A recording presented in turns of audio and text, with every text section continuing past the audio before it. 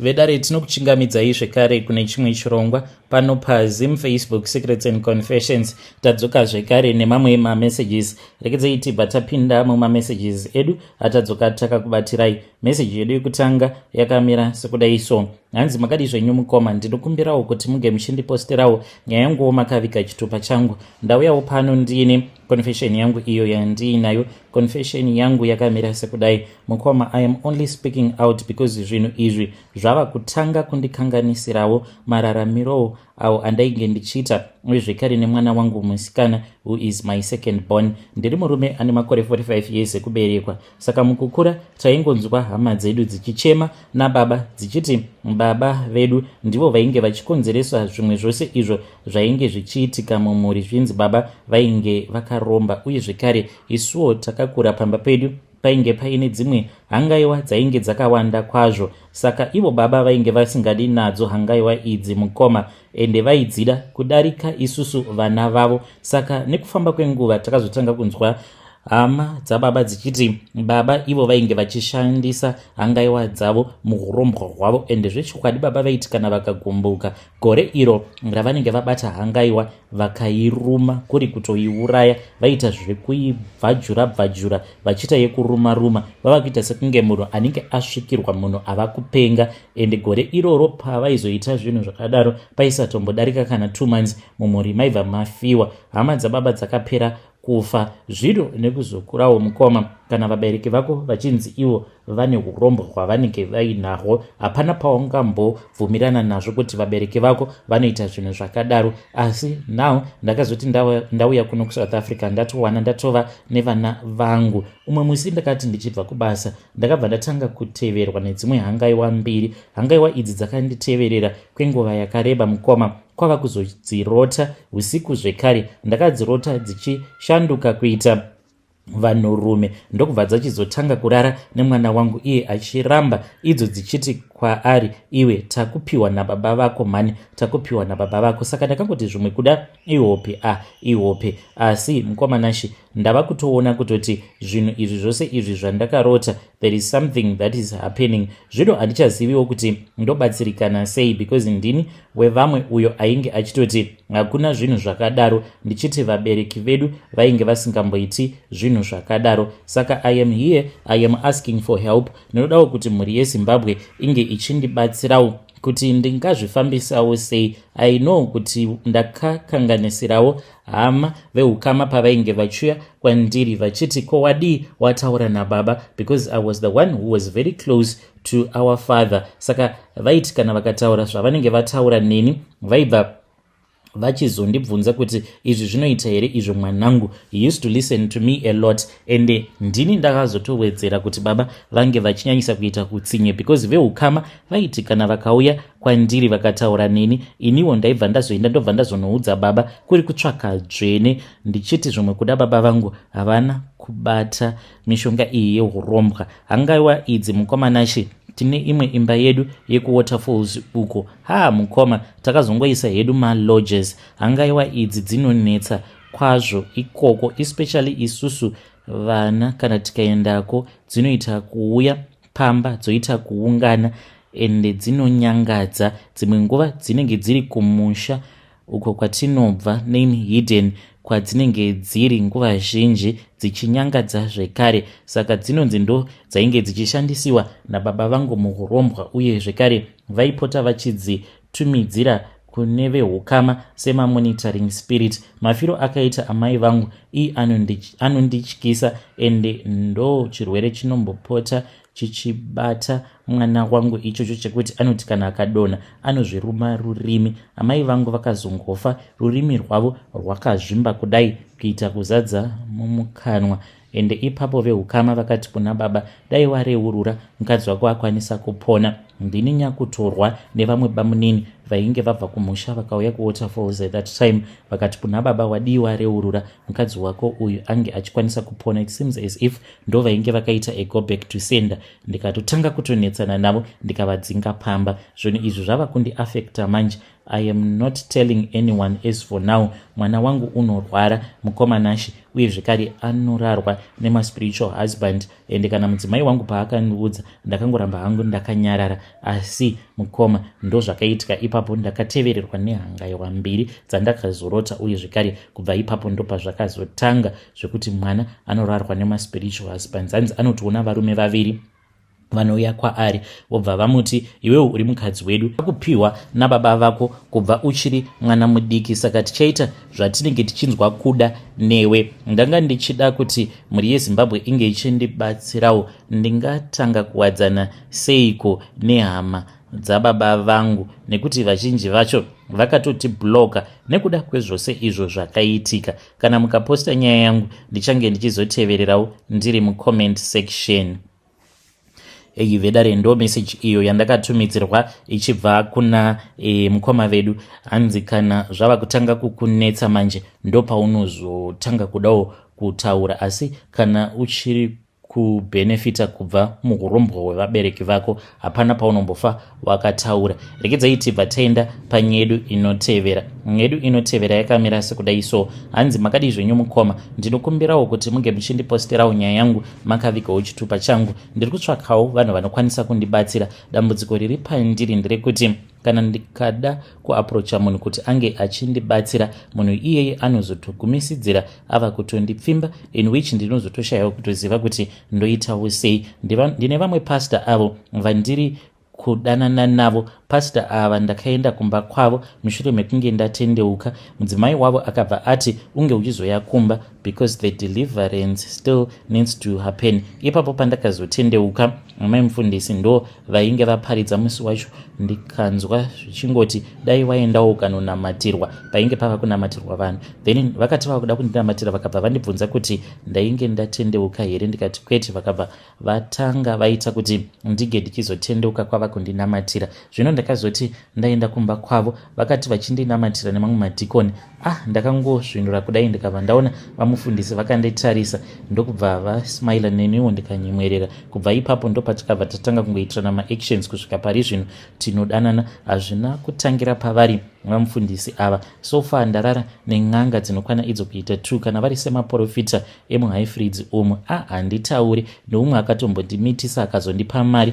wekubudiriro uko, mushure mekunge aona kuti ndainge ndava nepamuviri, akanditi enda unge uchinobvisa nhumbu yacho. Saka varume vose ava vanenge vachida kundibatsira, tinozongokaruka tatosika tose bonde. Iyewo munhu anenge ava kutoti handiziviwo kuti chii chaitika pakati pangu newe. So ndichiuya panapa ndikuda kutsvakawo help kubvawo especially kune maprofita echikadzi vanenge vachidawo kundibatsira. Ndichange ndichizotevererawo ndiri mucomment section. Vedare ndo message iyo yandakatumidzirwa ichibva kuna vanzvadzi vedu. Zvakangoma hazvo vedu we. Pane imwe message iyo yandanga ndichiverenga izvezvi. Zvakangoma hazvo. Hanzi makadi zvenyu mukoma Nash, ndinokumbirawo kuti munge muchindipostera nyaya yangu makaviga chitupa changu. Inini I am based here in China, so ndakazoti kune imwe friend yangu inge ichizoya kunoku. So when she was here, ndakangotanga as a prank, ndikati uyu ndoda kumbomudyisa nyama yembwa. So I bought it, then ndikabva ndachizobika, ndikabva ndazomudyisa nyama iye yembwa, but it was supposed to be a prank mukoma. But he never even saw kuti what I was about to do. I was about to feed her dog meat. Ndikangoti iyo zvakatongofanana, munhu ngadye imbwa uyu. Like me and my friend, this grudge that we have that she does not still remember, it goes way back when we were still in high school. Akambonditorera mukomana wangu, nazvino mukomana uyu ndichiri kutaura naye atova murume wemunhu. Saka zvinhu zvekuti zvakandirwadza kuti angasvika pakunditorera munhu wandainge ndichida. And ndinoti kana ndikaenda paFacebook ndikatanga kutarisa profile yemurume uyu achirakidza kuti ari kufara chaizvo nemhuri yake. Right now iye ari kuCanada. Mwoyo wangu unobva watanga kurwadza. Kunyange ndichida kumuregerera friend yangu uyu, ndinobva ndamuvenga zvisingaiti. Ndokusaka ndakazomudyisa nyama yembwa, but ndainge ndisingadi kuita saizvozvo. Ndiyo confession yangu. Kana mukaposta nyaya yangu munge muchizondisivisa, ndichange ndichizotevererawo ndiri mucomment section. I know out there kuti kune vamwe vanhu vachandijaja, but it was a prank da. Vedare ndo message iyo yandakatumidzirwa ichibva kuna vanzvadzi vedu. Ngatizamei kuti tinge tichitaura navo vanzvadzi vedu ava mucomment section. Strange things indeed they do. happen in this world. Rekedzai tibva taenda panyedu inotevera. Nyedu inotevera yakamira sekudai so. Hanzi bakadi zvenyu mukoma, ndinokumbirawo kuti muge muchindiposterawo nyaya yangu makavikawo chitupa changu. So inini mukoma nashi ndine chimwe chimwari icho chandakapiwa nefriend yangu, tinoitawo zvekuba but tinongofamba takawanda, tinenge tiine vanhu vekuMozambique nevekuLesotho, tinowanzokuba like mafoni but tinowanzokuita zvekuba mafoni kana zvinhu zvakasunga, but isusu tinotorova high level house breaking, tinopinda paya panenge pachinzi panenge paine security, tinoita maplans akasiyana siyana. Dzimwe nguva kana kuine kunzvimbo uko kwatinenge tichida kuba, one of our friend who is a South African anotombopatrola kuma areas ikoko nekuti anoitawo zvebolt, saka tinozokwanisa kutoshandisa bolt yacho iyoyo kupinda mune dzimwe nzvimbo dzisingatopindiki kana usina bolt kana kuti Uber, tichiita mabasa edu iwawo ekubira vanhu, uye zvekare tinenge tichishandisa motikari dzakasiyana siyana. Saka uyo wekuMozambique pane pamwe apo paakazomboenda kumusha kwavo akadzoka akabva ati ainge audzwa neimwe n'anga iyo inopota ichimusimbisa kuti shamwari dzako ndo dzichazoita kuti unge uchizosungwa, because iye kubva zvaakauya kuno kuSouth Africa haana kana chitupa kana birth certificate haatomborina, but haana kana zuva raakambobvunzwa kana mapepa nemapurisa. Nerimwe zuva mukoma takatombodarika neparoadblock, tese takabvunzwa mapasipoti nezvitupa seuya muSouth African akatobudisa chitupa chake, but iye mukoma nashi ainge arimo mumotikari, vakatongomuignore vakaita sekunge ainge asipo. Then akabva achizotiudza kuti tainge tanzi taifanira kuti tinge tichizoya kuMozambique. Takazoenda kuMozambique kuya uko kwatakazonogezeswa neimwe mishonga. Mushonga iwoyo watakagezeswa nawo wainge uchivava, takangorara usiku hwose tichingogwabvura tichingokwenya,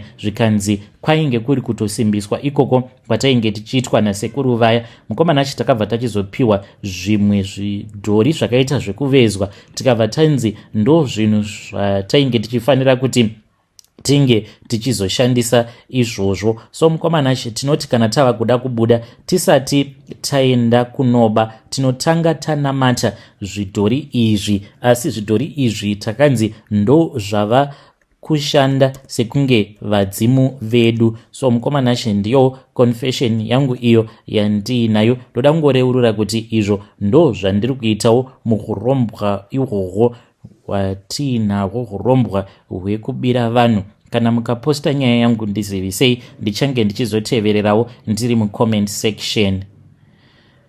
Vedare ndo message iyo yandakatumidzirwa ichibva kuna mukoma vedu avo. Zvakangoma hazvo vedu we, hanzi tinonamata zvimwari izvo zvatakabva nazvo kuMozambique. Ndakavabvunza kuti zvinhu izvi hazvina here zvimwe zvinhu zvazvinozoda kumberi uko, zvikanzi kwete, takanzi kana tava kusazvida tinongodzokera nazvo kuMozambique. Zvakangoma hazvo vedu we, rekedzai tibva taenda panyedu inotevera. Nyedu inotevera yakamira sekudai so. Hanzi makadi zvenyu mukoma, ndinokumbirawo kuti muge muchindiposterawo nyaya yangu makavikawo chitupa changu. Inini mukoma nachi ndinoda kureururawo kuti ndiri muprofita, asi masimba angu ndakamawana kun'anga. Mukoma nashi ndakangonziwo nevabereki vangu, iwewe patakakuzvara takabva taudzwa kuti une chipo chiri pauri, saka unofanira kuti unge uchiita zvekunamata kuri kumasowe. Mukuzokura ndakazoti ndava form 4, zvechokwadi ndini zvandakaona patainge tiri mugomo, ndikabva ndaudzwa nemutumwa kuti nyarara, nguva yako haisati yakwana. Zvino takabva tachizoenda kune rimwe gungano uko kwandakazonobirwa chipo changu, ndikabva ndachizotanga zvekare kuwirirana nevamwe bishop apo pandainge ndava kuno kuSouth Africa. Vakabva vati ndikuona kuti pauri pane chipo chiripo, asi chinenge chichida kusimbiswa nekuti chakabatwa nemuvengi. Bishop ava vainge vachibva kuGuruve, vakati vabata basa ravo rainge rakavaunza muSouth Africa, vakabva vati ndava kumbodzokera kuZimbabwe, unoda kuenda neni here? Ndakabva ndachizoenda kwavo kuGuruve uko kwavakabva vachizonondisanganidza neimwe n'anga. Zvinova zviri zvinhu zvakandishamisa kuti bishop munoita zven'anga. Vakabva vati kuno ndo kwandinowana simba rangu, nekuti munhu wose anobatsira, even zvikanzi munhu ndidokta, anotofanira kutoti ange achitoshandisa chivanhu chinenge chiri paari. Ngwe madokta chaiwo vanenge vaine madzitateguru vaiita zvekun'anga, ndokusaka vakazoita pfungwa dzekuita madoctors, kunyange vachiramba zvavo kuti chivanhu hakuna. Ndo zvavakandiudza bishop ava. Ndikabva ndachizobvuma kuti zviri nani kuti ndinge ndichizongopiwa masimba, asi handina kuziva kuti zvakatongofanana nekuromba izvo zvandainge ndichiita, ndokutoromberawo kwandakazoita izvi zvechiprofita. Ndakabva ndachizopiwa gonzo. Zvino dambudziko ravapo nderekuti